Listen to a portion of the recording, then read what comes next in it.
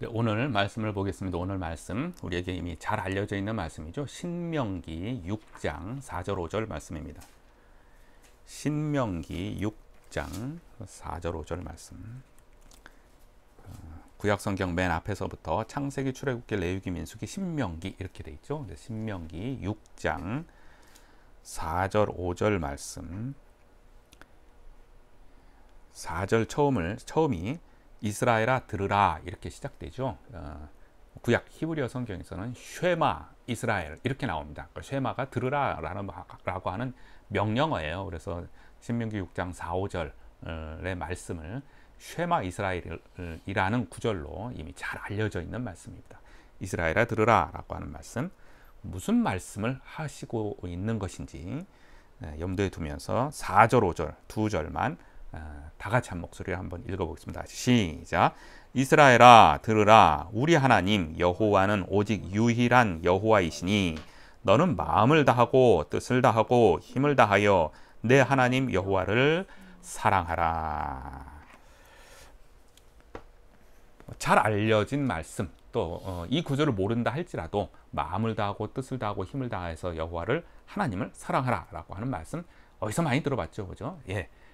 예수님도 그렇고 신약 성경에서도 많이 인용한 말씀이기 때문에 잘 알려진 말씀입니다. 하나님을 사랑해야 한다라고 하는 그런 말씀이죠. 오늘 주제를 챗 GPT 많이 들어봤죠, 요즘에. 저도 이 용어를 이제 한두 번 사용했는데, 설교 때, 자, 챗 GPT 시대 이제 어떻게 살아가야 할까라고 하는 주제로 한 번 더 우리를 한번 되돌아봤으면 좋겠습니다. 어떻게 살아야 할까요? 늘 전 인류의 고민 중에 하나가 이거죠. 어떻게 살아야 할까? 우리는 그동안에 산업혁명이라고 하는 그 단계를 여러 차례 이제 겪어왔습니다. 1차 산업혁명, 2차, 3차, 4차 뭐 이런 식으로 해서 1차 산업혁명은 18세기 초에 일어났는데 대표적인 어떤 그 내용이 증기기관차의 발명이에요.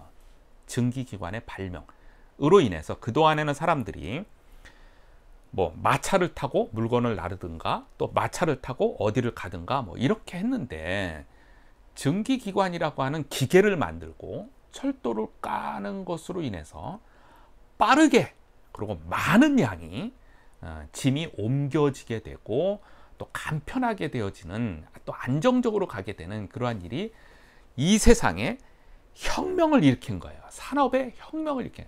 혁명과 혁신이라는 용어는 다르죠. 혁신은 있는 것을 새롭게 고쳐 쓰는 것이라면, 혁명은 뒤집어 버리는 거예요. 없는 것을 만들어서 있는 것을 확 뒤집는 것을 혁명이라고 합니다. 그래서 증기기관의 발명은 전 세계 산업에 혁명을 일으켰다라고 해서 1차 산업혁명 대표적인 단어입니다. 그 다음에 한 100년 정도 지나서 2차 산업혁명이 일어났죠. 2차 산업혁명은 이제 그 한마디로 얘기하면 대량 생산이 가능한 기계를 만든 거예요. 그래서 대량 생산, 어떤 물건이든지 뭐든지 엄청나게 찍어내게 되고 그것으로 사람들이 편리하고 값싸고 편리하게, 그리고 1차 산업혁명 때 일어났던 그 물건들을 증기기관에 실어서 멀리 또 수출도 하고 하는 그러한 일들이 확확 뒤집어지는 것이죠. 그런 일들로 인해서 전 세계 산업이 바뀌게 됩니다.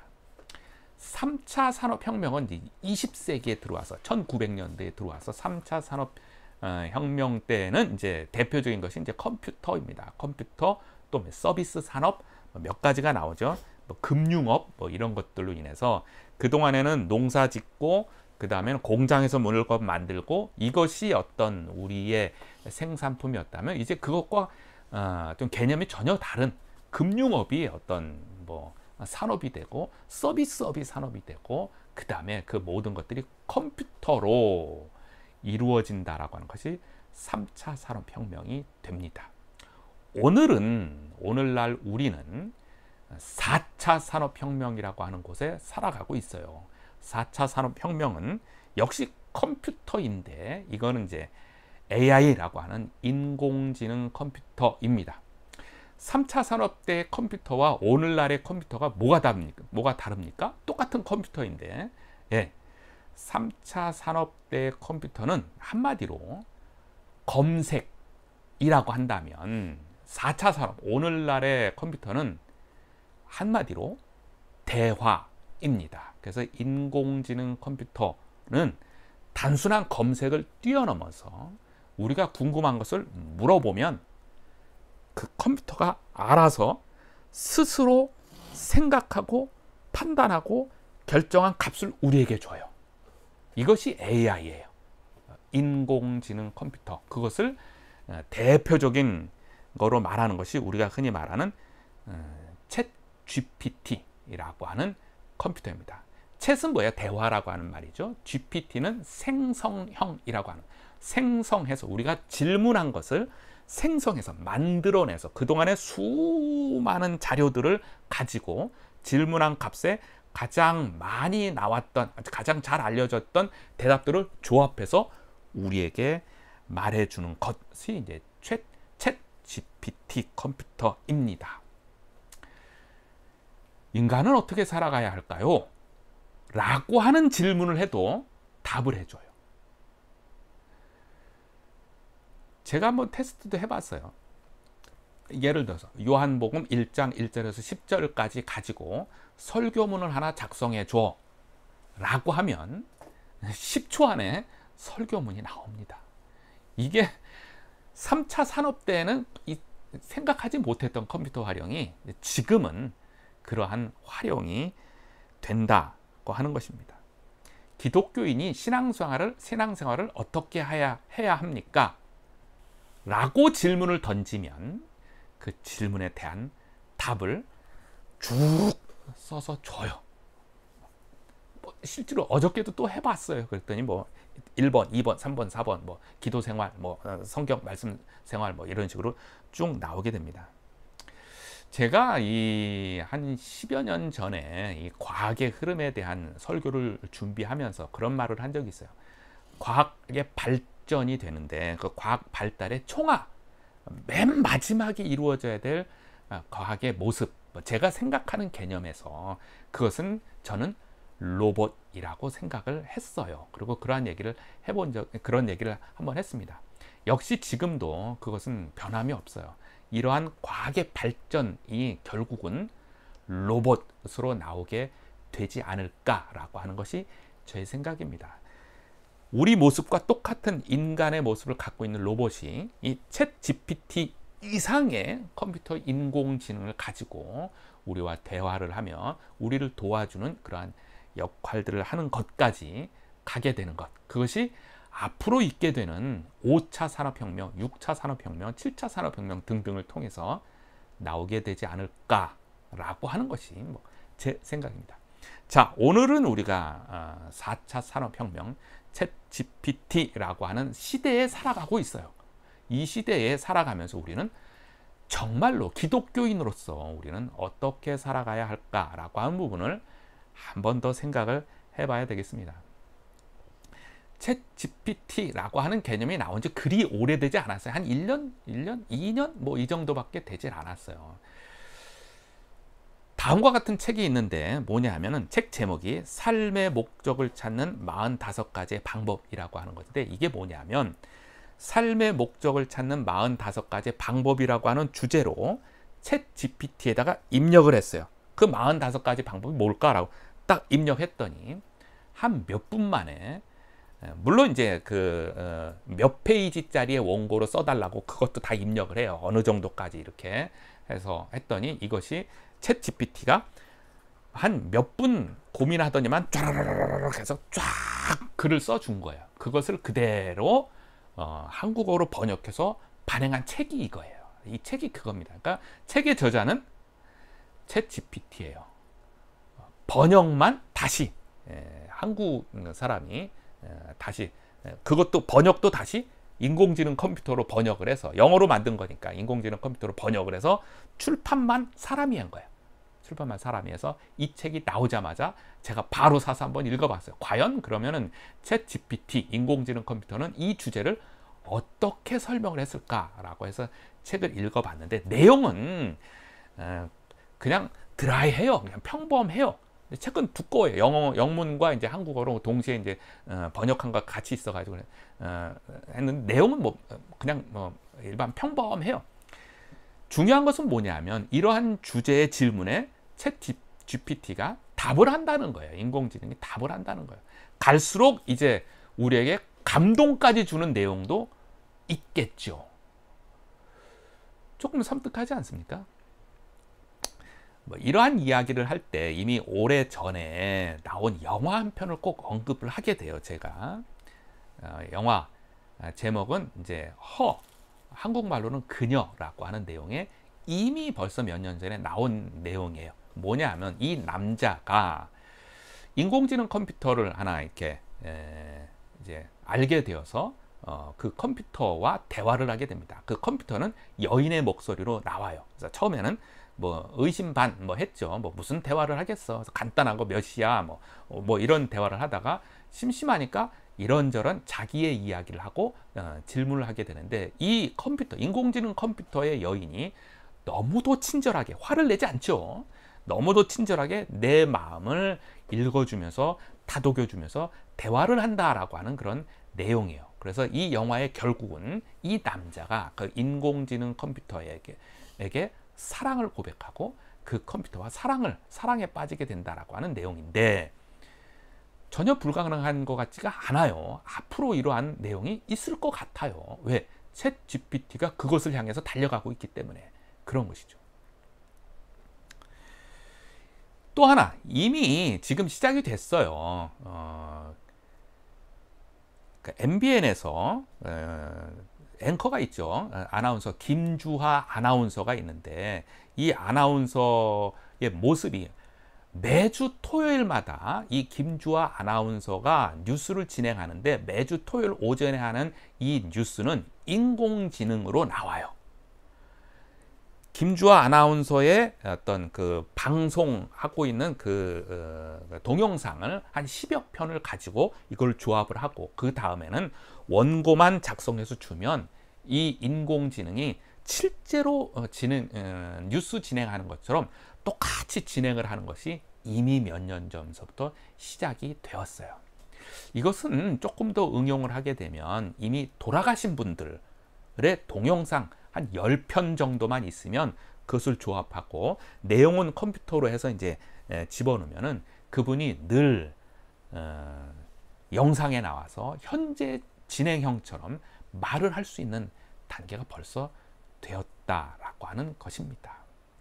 조금은 섬뜩하기도 하고 여러 가지 변화가 앞으로 무궁무진하게 아마 나타날 거예요. 이것이 챗 GPT 4차 산업 혁명이 주어지고 있는 현실입니다. 앞으로 5차 산업혁명, 6차 산업혁명 무엇이 어떻게 될지 상상이 안 갈 만큼 지금 뭐 엄청난 그런 시대에 우리는 살아가고 있습니다. 이러한 때에 기독교인으로서 우리는 예수 믿는 사람으로서 우리는 이 혁명을 거듭하고 있는 이때에 어떻게 살아가야 할까가 오늘 주제입니다. 오늘 본문의 말씀 쉐마 이스라엘이라고 하는 말씀을 통해서 한번 살펴보고자 합니다. 다시 한번 말씀을 보겠습니다. 이스라엘아 들으라 우리 하나님 여호와는 오직 유일한 하나님이시니 너는 마음을 다하고 뜻을 다하고 힘을 다하여 내 하나님 여호와를 사랑하라. 이스라엘 백성이 애굽에서 노예 생활을 했죠. 노예 생활한 기간이 언제냐면 기간이 약 430년 동안 애굽에 있었어요. 430년.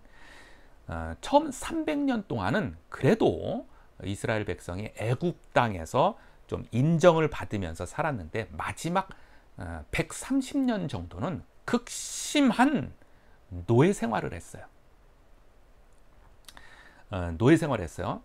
애굽의 왕 바로가 이스라엘 백성을 알지 못하고 그들을 이방인으로 취급해서 매우 심하게 노예 생활을 하게 됩니다. 그래서 모세를 통하여서 하나님이 애굽에서 탈출시켰죠. 애굽에서 탈출시켰죠. 출애굽이지 않습니까? 출애굽에서 탈출시켰는데 이 백성들 입장에서는 430년간 애굽에서 살았잖아요. 그리고 극심한 노예 생활이 130년이에요. 그 전체 노예 생활로 포함하면 막 200년 정도가 되죠. 이 극심한 노예 생활 130년, 좀 길게는 200년 동안 노예 생활이라고 하는 것은 세대가 몇 차례 바뀌잖아요. 몇 차례. 나의 아버지도 노예, 할아버지도 노예, 그 할아버지도 노예, 노예에서 노예로 태어나고 노예로 태어난 그들이 애굽에서 떠나서 나의 주인은 바로 왕이 아니고 나의 주인은 하나님입니다 라고 하는 것을 가지고 출애굽해서 광야로 나왔어요. 이들은 대혼란이죠. 혁명이 아니라 그 이상의 단어를 써도 될 거예요. 5차 산업혁명, 6차 산업혁명에 버금가는 대혼란의 시대를 맞이하게 됩니다. 그러니까 이게 적응이 잘 안 돼요. 노예에 적응했다가 자유가 되었는데 이게 잘 적응이 안 되는 거예요. 그래서 단순히 물이 없다는 이야기로, 마실 물이 없다는 이야기로 차라리 애굽으로 돌아가자라고 할 만큼 그들에게는 애굽 생활이 아직 적응이 거기서 벗어나질 못하는 거예요. 밥 한 끼 굶었다고 그냥 차라리 애굽으로 돌아가는 게 더 낫다라고 표현할 만큼 자유가 무엇인지 아직 느껴지지 못할 만큼의 그들이에요. 그들을 모세가 이끌고 하나님이 우리의 주인이시다. 우리를 이끌어 가시는 분이시다를 끊임없이 교육을 시키면서 그들을 가르치고 인도하는 과정 중에 있습니다. 이제 40년 광야 생활을 거의 마치고 처음서부터 하나님이 이스라엘 백성에게 약속했던 젖과 꿀이 흐르는 땅, 그 가나안 땅 목전을 두고 하나님이 모세를 통하여서 백성들에게 이렇게 전하라고 말씀한 내용이 오늘 본문의 말씀이에요. 신명기 전체가 그런 말씀이고 오늘 본문의 말씀도 그것입니다. 자, 이제 40년 광야 생활을 하면서 20세 이상의 어른들은 이제 노예 생활에 찌들었던 어른들은 이제 세상을 다 떠나고 그 다음 세대가 새로운 세대가 성장하여서 이제 요단강을 건너기 직전에 있습니다. 그들을 향하여서 다시금 말씀을 합니다. 이제 또 다른 변혁된 사회, 5차 산업혁명, 6차 산업혁명 그 이상의 또 다른 변혁된 사회가 요단강을 건너가면 있을 터인데 너희들은 이렇게 해야 한다라고 모세를 통하여서 백성들에게 하시는 말씀이에요. 오늘 우리들에게 그대로 적용이 돼도 되겠죠. 그죠? 챗 GPT로 엄청난 변화가 진행되어지고 있는 이때에 그 다음에 어느 때에 또 5차 산업 혁명이 일어나고 있는 그때에 그것을 앞두고 너희들은 이렇게 해야 한다. 쉐마 이스라엘 들으라 나의 백성들아 라고 하신 말씀이에요. 한 번 더 읽겠습니다. 신명기 6장 4절 5절 이스라엘아 들으라 우리 하나님 여호와는 오직 유일한 여호와이시니 너는 마음을 다하고 뜻을 다하고 힘을 다하여 내 하나님 여호와를 사랑하라. 하나님을 사랑하라. 세상이 어떻게 변화가 되어지든 또 우리의 삶이 세상의 변화 안에서 우리의 삶이 어떻게 변화가 되어지든 우리의 직장이 어떻게 변화가 되어지고 우리의 가정이 어떻게 변화가 되어지고 또 우리의 주변이 어떻게 변화가 되어지고 나의 금전관계, 나의 인간관계, 나의 건강 상태 어떠한 상황이 어떻게 변화가 되어진다 할지라도 쉐마 이스라엘 너희가 꼭 들어야 하는 말씀이 있는데 그것은 뭐냐면 하나님을 사랑하라 에요. 이것이 어떠한 변화, 세상의 변화든 나 개인의 삶의 변화든 어떠한 변화의 삶 앞에서 우리가 꼭 기억해야 할 말씀. 하나님을 사랑하라. 그것도 어느 정도 사랑하는 거냐면은 마음을 다하고 뜻을 다하고 정성을 다하여서 하나님을 사랑하라고 하시는 거예요. 그것이 우리 기독교인의, 예수 믿는 사람들의 삶의 자세입니다. 하나님을 사랑하라. 모르지 않아요. 이미 교회 생활 조금 하신 분은 다 알고 있습니다. 자, 하나님을 사랑한다는 것은 무슨 말을 하는 것, 무엇을 의미하는 것일까요? 하나님을 사랑한다는 것. 오늘 본문의 말씀 신명기 6장에서 8절 9절 말씀을 한번 드리겠습니다. 6장 밑에 8절 9절. 너는 또 그것을, 하나님의 말씀이에요. 너는 또 그것을 내 손목에 매어 기호로 삼고 내 미간에 붙여 표로 삼고 또 내 집 문설주와 바깥문에 기록할지니라. 하나님을 사랑한다는 것은 하나님의 말씀을 기억하는 것을 기본적으로 말합니다. 기억하는 것인데 어느 정도로 기억하느냐 하면은 8절 9절 보면 너는 또 그것을 내 손목에 매어 기호로 삼고, 무슨 말이에요? 손목에다가 어떤 기호에 해당하는 뭐 끈을 매든지 어떤 표시를 해요. 그러고 다녀요. 그러다 보면은 다니다 보면 아는 사람이 그래 반갑다 인사하고, 근데 너 손목이 뭔데? 막 이 말씀 자기 혼자 기억하라는 얘기예요. 기호로 삼아서. 무슨 말씀? 쉐마 이스라엘. 너는 마음을 다하고 뜻을 다하고 정성을 다하여서 하나님을 사랑하라. 이 말씀이 있었지. 이 기호를 통해서 그걸 기억하라는 거예요. 또 뭐예요? 내 미간에 붙여 표로 삼고. 미간이 뭐예요? 요 눈과 눈 사이, 눈썹과 눈 사이 여기에다가 어떠한 표시를 해요. 표시를 해서 다니다 보면 사람들이 너 그거 뭔데? 라고 하면 쉐마 이스라엘. 마음을 다하고 뜻을 다하고 정성을 다해서 하나님을 사랑하는 것. 하나님을 사랑하는 것. 그 말씀을 기억해내는 것이죠. 그 정도로 하나님의 말씀을 기억해내라고 하는 것. 그것이 하나님을 사랑한다라고 하는 표현이고 그 행동이라고 하는 기본적인 말씀이에요. 9절에 뭐라고 되어 있어요? 내 집 문설주와 바깥문에 기록할지니라. 문 앞에다가 하나님의 말씀을 기록하여서 오고 가고 하면서 늘 기억해내라고 하는 것입니다. 뿐만 아니라 6절 7절에는 뭐라고 되어 있습니까? 신명기 6장 6절 7절. 오늘 내가 내게 명하는 이 말씀을 너는 마음에 새기고, 기억하라는 얘기죠. 마음에 새기라고 하는 것. 새기는 것이 무엇입니까? 예전에 초등학교 때에 판화 작업하지 않았어요? 판화. 그런 한 적이 있습니까? 판화에다가 끌칼로 푹푹 꺼서 그림을 그리던 글씨를 치던 이렇게 새기는 거. 그것은 비가 와도 씻겨지지 않고 눈이 와도 씻겨지지 않고 어떠한 것에도 씻겨지지 않는 그런 거죠. 그것처럼 하나님의 말씀을 내 마음판에 기록하는 그런 개념이 아니고 새겨놓는 거예요. 끌칼로 새겨서 잊혀지지 아니하게끔 하는 건. 다시 6절. 오늘 내가 내게 명하는 이 말씀을 너는 마음에 새기고 내 자녀에게 부지런히 가르치며 집에 앉아 있을 때든지 길을 갈 때든지 누워 있을 때든지 일어날 때든지 이 말씀을 강론할 것이며. 하나님의 말씀을 자신이 기억하는 것뿐만 아니라 가족에게 권면하고 그렇게 살자고 끊임없이 해서 우리 같이 그렇게 하나님을 사랑하며 그렇게 살아가자라고 하는 그런 말이에요. 하나님의 말씀을 그렇게 기억하는 것을 우리는 한마디로 이제 암송이라고 하지 않습니까? 하나님의 말씀을 늘 기억해 내는 것이죠.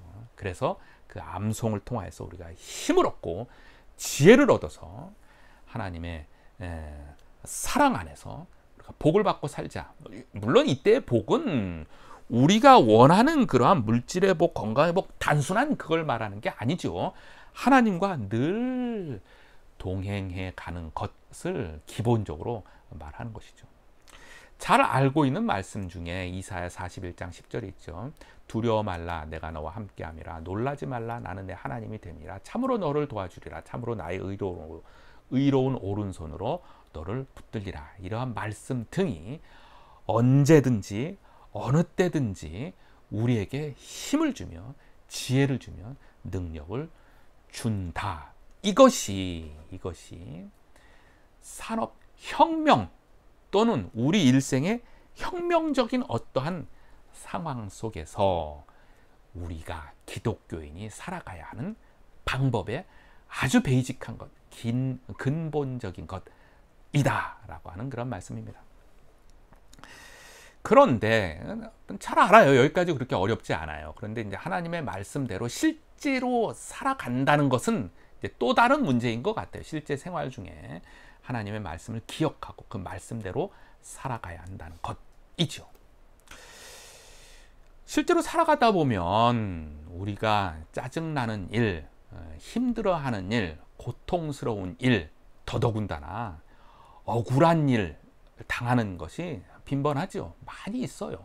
그런 특히 이제 억울한 일을 당할 때에 참 속상하죠. 속상하고 억울한 일을 나한테 준 사람에게 되갚아주고 싶고 한마디로 복수하고 싶고 그래요. 직장 생활이든 학교 생활이든 가정 생활이든 친인척 관계든 인간 관계든 물질 관계든 어떠한 관계든 간에 억울한 일 참 못 참겠어요. 되갚아주고 싶은 마음이 많이 있어요. 그런데 여기까지도 신앙생활 한 10년 이상 하신 분들에게는 이러한 상황에 놓였을 때에 그래도 복수는 하나님의 것이다 라고 하는 말씀을 어렵지 않게 떠올릴 수 있어요. 그래서 복수하는 것은 하나님 손에 맡기고 나는 그래도 하나님 자녀답게 살아야 되겠다라고 하는 그런 마음으로 다시금 추스릴 수도 있지요. 그런데 이때 상황이 또 하나 발생합니다. 뭐냐면 복수는 하나님의 것인데 그것은 내가 어떤 복수할 수 없는 상황이 되었을 때에 불가피하게 그러한 신앙의 마음을 올려서 그렇게 나 스스로를 다독일 수도 있는데 문제는 이제 여기에서 발생할 수 있어요. 뭐냐면 복수할 수 있는 능력이 있어요. 그럼 어떻게 하시겠습니까? 되갚아주고 안 갚으면 해줄 수 있는 아주 능력이 나한테 있어요. 그래도 복수는 하나님의 것으로 여기며 그냥 넘길 수가 있겠습니까? 얼마 전에 딱 저한테 그런 상황이 왔어요. 복수는 하나님의 것이에요. 그런데 안 갚음, 좀 표현이 좀 그렇긴 한데 되갚아 줄 수 있는 힘이, 일이, 능력이, 기회가 저한테 주어졌어요. 순간 갈등하는 것이죠. 어떻게 할까? 안 갚음 해주면은 딱 시원해질 것 같은데 어떻게 할까? 복수는 하나님의 것이라는 것도 알고 있는데 어떻게 할까? 여러분 같으면 어떻게 하시겠습니까? 그래서 우리가 하나님의 말씀대로 살아야 한다는 것을 늘 기억하고 있어야 되는 거. 어느 한순간도 벗어나면 안 된다라고 하는 것이죠. 결국은 복수는 하나님의 것입니다. 그래서 하나님의 손에 맡기고 그 마음을 추스릴 때에 정말로 평안한 마음을 가질 수가 있게 된 것이죠. 또 그때에 묵상했던 말씀이 에베소서 6장 5절 말씀이었어요. 에베소서 6장 5절 말씀이 뭐냐면 종들아 두려워하고 떨며 성실한 마음으로 육체의 상전에게 순종하기를 그리스도께 하듯 하라고 하는 말씀이에요. 종과 상전의 문제이죠. 종들이 어려운 일들, 힘든 일들, 또 아까 얘기했던 억울한 일들을 당했을 때 어떻게 할 것이냐, 상전에게 성실한 마음으로 순종하기를 하는데 어느 정도까지 하라고 그랬어요? 그리스도께 순종하듯이 하라라고 하는 말씀이죠. 이 말씀도 잘 알려진 거니까 우리가 모르지 않아요. 그런데 에베소서 6장 이 본문의 말씀에 종과 상전에 해당하는 당시의 용어는, 이때의 종은, 당시의 종은 말 그대로 노예였어요. 노예가 상전에게 얼마나 억울한 일을 많이 당했겠어요. 오늘날의 직장관계, 상하관계 수준을 훨씬 뛰어넘는 거겠죠. 노예 생활에 얼마나 비인격적인 처우를 많이 받았겠습니까? 그럼에도 불구하고 그들에게 1차적으로 해당하는 말씀이 에베소서 6장 5절 말씀이에요. 종들아 두려워하고 떨며 성실한 마음으로 육체의 상전에게 순종하기를 그리스도께 하듯 하라. 이 말씀 오늘날에도 그대로 우리의 실생활에 그대로 적용이 되겠죠. 나보다 높은 사람들이 있는 곳에 우리가 이 말씀을 기억하고 하나님을 사랑한다는 것, 그 말을 기억하고 그대로 순종하고 살아갈 때에 하나님의 놀라우신 손길이 지혜와 능력과 평안함의 손길이 임할 줄로 믿습니다. 그런데 질문이 또 하나 있어요. 뭐냐면 그렇게 살아왔다고 했을 때에 훗날 시간이 한참 지났어요. 우리의 자녀들이 우리에게 질문을 합니다. 아버지, 어머니, 그동안에 하나님의 말씀대로 하나님의 말씀을 지킨다고 아버지께서 어머니께서 그렇게 살아오셨는데 그것이 무슨 의미가 있습니까? 우리들에게, 자녀들에게 그것이 무슨 의미가 있으며 또 왜 그렇게 하셨습니까? 그리고 우리는 또 왜 그렇게 해야 할까요? 라고 자녀들이 질문을 한다면 어떻게 대답을 하시겠습니까? 그 질문이 신명기에 그대로 나옵니다. 신명기 6장 20절 말씀입니다. 20절 말씀을 보면 이런 말씀이 나오죠. 후일에, 신명기 6장 20절, 후일에 내 아들이 내게 묻기를 우리 하나님 여호와께서 명령하신 증거와 규례와 법도가 무슨 뜻입니까? 라고 질문을 하면 이에요. 질문하면 이렇게 대답하라 라고 하신 말씀도 우리에게 이제 가르치신 거죠. 24절서부터 보겠습니다. 여호와께서 우리에게 이 모든 규례를 지키라 명령하셨으니 이는 왜 그러냐 하면이에요. 이는 우리가 하나님 여호와를 경외하여 항상 복을 누리게 하기 위함이며 또 여호와께서 우리를 오늘과 같이 살게 하려 하심이라. 25절 우리가 그 명령대로 이 모든 명령을 우리 하나님 여호와 앞에 삼가 지키면 그것이 곧 우리의 의로움이니라 할지니라. 이거야. 다시 무엇입니까?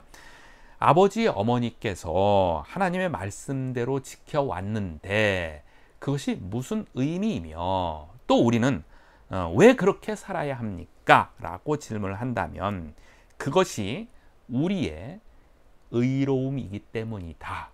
또 그것이 우리가 살 수 있는 방법이기 때문이다. 라고 말을 하라라고 하는 거예요.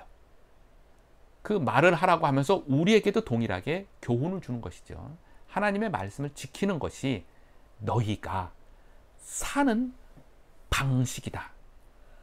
거꾸로 얘기하면 뭐예요? 하나님 말씀대로 살지 않으면 살지 못한다라고 하는 것이죠. 그것이 우리의 사는 방식이며 그것이 바로 의롭다라고 하는 방식이다라고 하는 것입니다. 그래서 우리는 하나님의 말씀대로 살아야 합니다. 하나님의 말씀이 뭡니까? 하나님을 여호와 우리 하나님을 사랑하라. 어떻게 사랑하라고요? 마음을 다하고 뜻을 다하고 정성을 다하여서 하나님을 사랑하라. 하나님의 말씀을 지킨다는 것은 우리의 기쁨이요 우리의 의로움입니다. 예전에 야구 선수 오승환 선수가 있잖아요. 오승환 선수가 미국에 가서 미국 프로야구의 세인트루이스의 이제 마무리 투수로 이제 활동을 했어요. 그가 이제 한국에서 이제 많이 유명해져 가지고 미국에서도 갔죠. 가가지고 미국 야구에서 적응하면서 이제 마무리 투수로 이제 하다가 이제 결국 한국으로 돌아왔는데 그때에 미국의 한 신문의 칼럼에 이런 말을 칼럼니스트가 쓴 적이 있어요. 뭐냐면 오승환을 굉장히 칭찬을 좀 했어요. 낯선 미국 환경에서 변함없이 자기 관리를 잘한 야구 선수라고 칭찬을 하며 한번 컬럼 한번 쓴 적이 있어요. 물론 뭐 오승환 선수만 이겼어요. 그 이후로 이제 많이 있죠. 근데 생각 외로 미국 야구 시장으로 건너가는 야구 선수가 꽤 많아요. 꽤 정말 많아요. 고등학교 졸업하고 바로 건너가는 사람. 그래서 1군에 바로 뛰지 못하고 2군, 3군 뭐 이런 식으로 뛰었다가 이름도 없이 빛도 없이 대부분 많이 돌아옵니다. 대부분 많이 돌아와요. 적응을 잘해서 이름 내고 뛰는 사람은 1%나 될까 하는 것이에요. 그러니까 적응하는 것이 그렇게 쉽지가 않다라고 하는 그런 내용이죠. 자, 처음으로 돌아가서 4차 산업혁명, 5차, 6차, 7차 뭐 계속 되어지겠죠. 그 산업이 그렇게 변하는 것과 상관없이 우리의 개인의 인생이 변화되어집니다. 가정에서, 직장에서 또 여러 가지 환경에 변화되어질 때에 그 변화 속에서 끊임없이 하나님의 자녀답게 잘 살아갈 수 있는 방법, 가장 기본적인 방법, 마음을 다하고 뜻을 다하고 정성을 다해서 하나님을 사랑하는 것, 하나님의 말씀을 늘 기억하고 마음에 새기고 어느 순간, 위험한 순간, 위태로운 순간, 그런 순간에 그 말씀대로 그렇게 살아갈 때에 변함없이 우리 주님 다시 오시는 그날까지 변함없이 능력으로 살아갈 줄로 믿습니다. 기도하겠습니다. 하나님 아버지, 4차 산업혁명이 이미 시작되었다고 하는, 그래서 챗 GPT 시대가 진행되어지고 있는 이 시대를 살아가고 있습니다. 아니, 어떠한 변화된 시대 속에 살아간다 할지라도 예수 믿는 사람으로서 어떻게 살아가야 할까요? 우리 하나님 여호와를 마음을 다하고 뜻을 다하고 정성을 다해서 사랑하라고 하신 말씀을 다시 한번 기억합니다. 그 말씀대로 그리 살아가겠습니다. 하나님을 사랑하며 살아가겠습니다. 하나님의 말씀을 기억하며 살아가겠습니다. 하나님의 말씀대로 지키며 살아가겠습니다. 하나님, 우리의 손을 붙잡으시며 함께하여 주옵소서. 지금은 우리 주 예수 그리스도의 은혜와 하나님 아버지의 극진하신 사랑하심과 성령님의 감화하시고 감동하시고 역사하심이 하나님을 사랑하겠습니다. 하나님의 말씀을 기억하며 살아가겠습니다.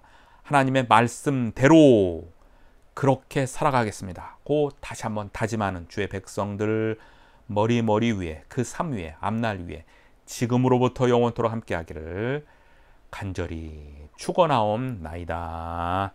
아멘.